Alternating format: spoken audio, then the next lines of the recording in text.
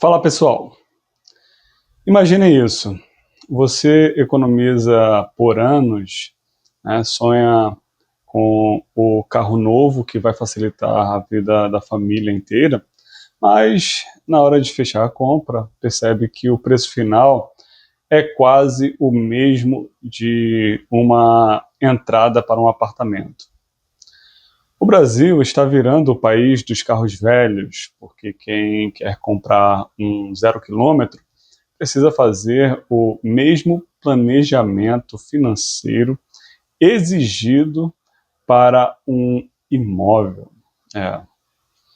Sejam bem-vindos a este canal, onde vamos mergulhar a fundo no impacto devastador da alta tributação sobre a compra de automóveis e entender por que o brasileiro comum está preso a veículos antigos.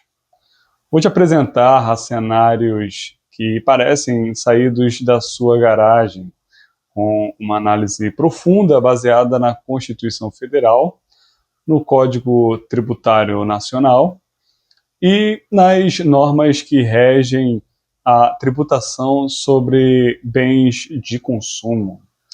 E farei revelações sobre como o Estado transforma um simples carro em um artigo de luxo inacessível. Fiquem até o final, porque vou te mostrar na prática como esses impactos funcionam no dia a dia e o que isso significa para o seu bolso neste ano. As informações que irei trazer vão mudar a forma como você vê o preço de qualquer carro novo. Vamos direto ao que está acontecendo nas ruas do país. A alta tributação transforma a compra de um automóvel em um projeto tão complexo quanto a aquisição de um imóvel, com financiamentos que estão chegando a 80 meses. O Imposto sobre Produtos Industrializados, o IPI, o Imposto sobre Circulação de Mercadorias e Serviços, o ICMS, o PIS e a COFINS, somados ao Imposto sobre Operações Financeiras, o IOF, quando há financiamento, né, elevam o preço final do automóvel em até 50% do valor total. A Constituição Federal, no artigo 153, inciso 4, atribui à União, né, a competência para instituir o Imposto sobre Produtos Industrializados. E o artigo 155, inciso 2, reserva aos estados o ICMS sobre operações relativas à circulação de mercadorias. O Código Tributário Nacional, ao disciplinar a base de cálculo e o fato gerador, exige que a tributação respeite a capacidade contributiva do cidadão, mas na prática o que vemos é uma carga cumulativa que encarece drasticamente o bem de consumo. Um exemplo prático, né? Pense em um trabalhador que ganha R$ 6.000 por mês e quer trocar o carro popular dele do ano 2015 por um modelo 0 km de quase R$ 90 mil. Bem, ele precisa juntar o valor como se estivesse dando entrada em um apartamento de cerca de R$ 300 mil, por exemplo, né, porque os impostos embutidos transformam o preço de fábrica em algo quase inalcançável para a maioria das famílias. Essa realidade explica por que o Brasil está se transformando no país dos carros velhos. Enquanto a frota nacional envelhece, com veículos rodando em média mais de 10 anos, o mercado de seminovos explode e o de zero quilômetros, né, no caso, encolhe.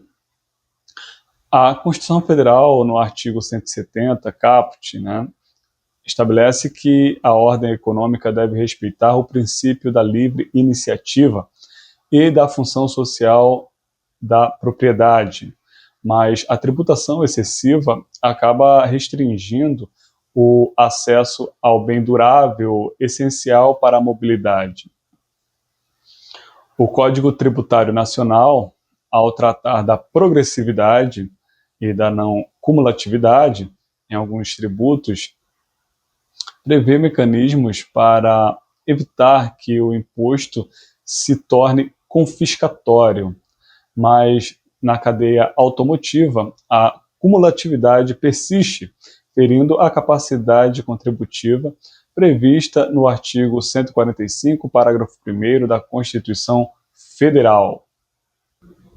O resultado é que o brasileiro comum, ao planejar a compra de um carro, precisa fazer o mesmo cálculo financeiro exigido para o imóvel, avaliar financiamento de longo prazo, valor de entrada, né, que é sempre alta, reservas para a manutenção e até a possibilidade de esperar anos para o modelo desejado cair de preço. A norma que regula o imposto sobre a renda e proventos de qualquer natureza, combinada com as regras de financiamento do Banco Central, reforça que o custo efetivo do veículo se aproxima de um bem imobiliário, porque o imposto incide sobre o valor total e não apenas sobre o lucro do fabricante.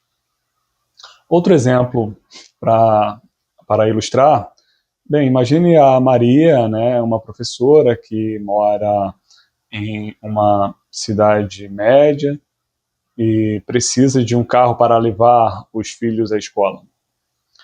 Ela descobre que o modelo básico, né, que deseja custa R$ 85 mil, mas com todos os tributos embutidos, o valor sobe para 120 mil, por exemplo.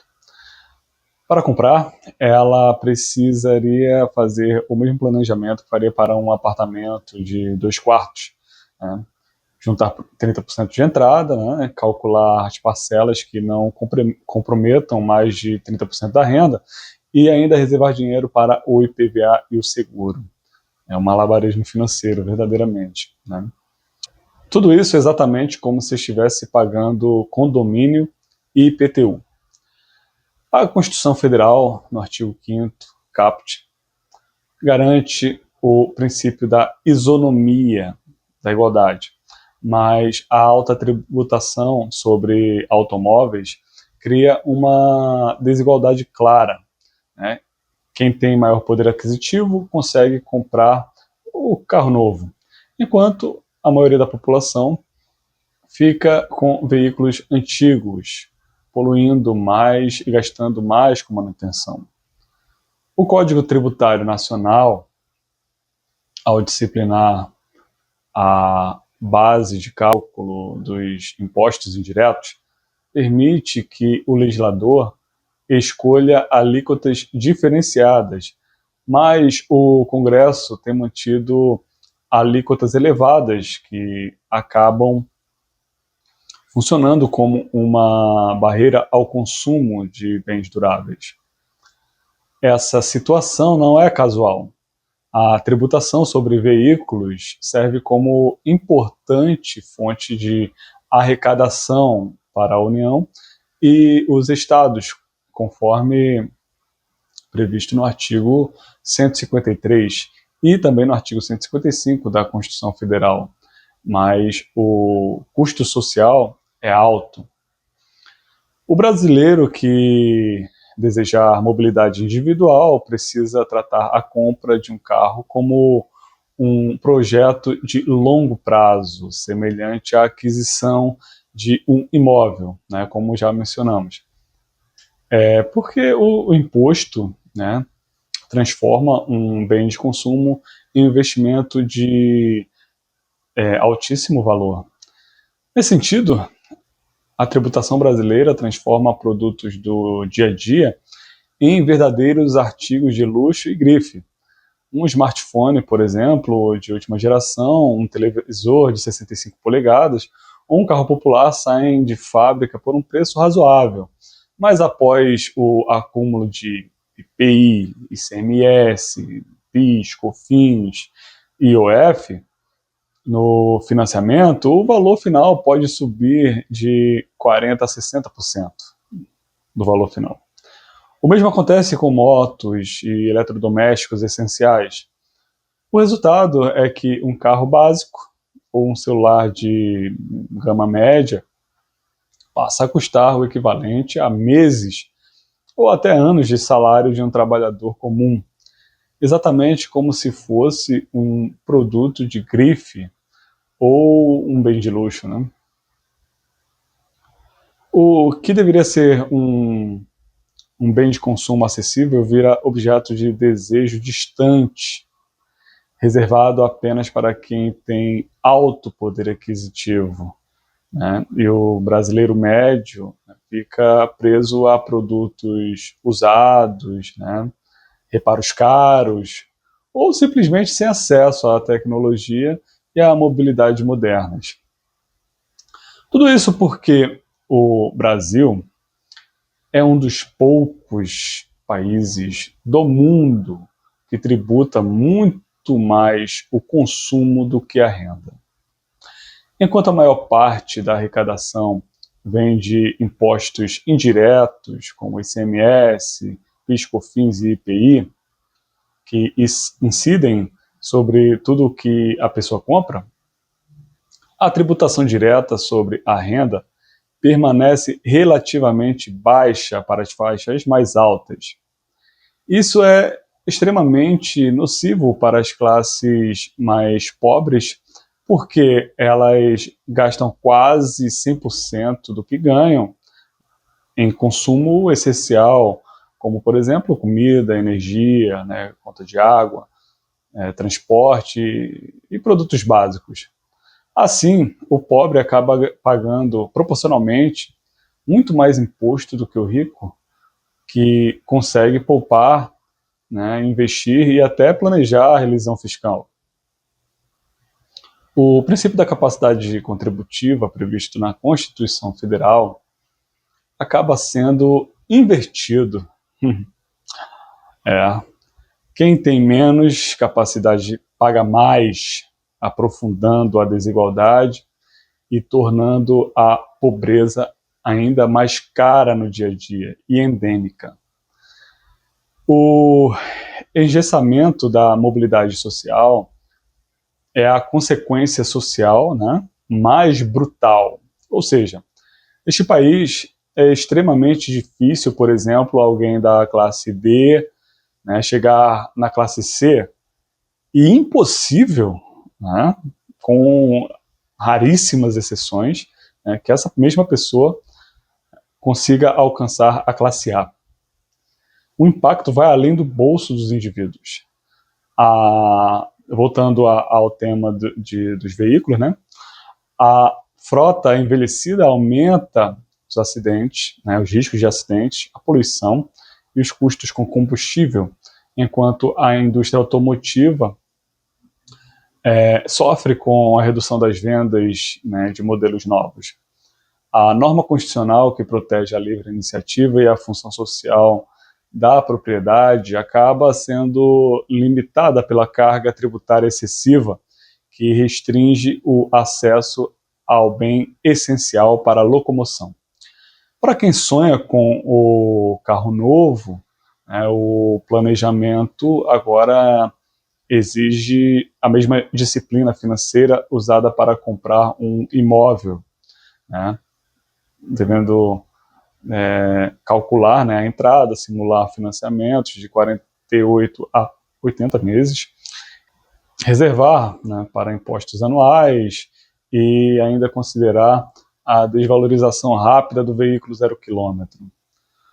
O Brasil, que já foi referência na produção automotiva, caminha para se tornar o país dos carros velhos, né, assim como Cuba, porque o imposto torna o sonho de um veículo novo em um projeto tão complexo quanto conquistar a casa própria.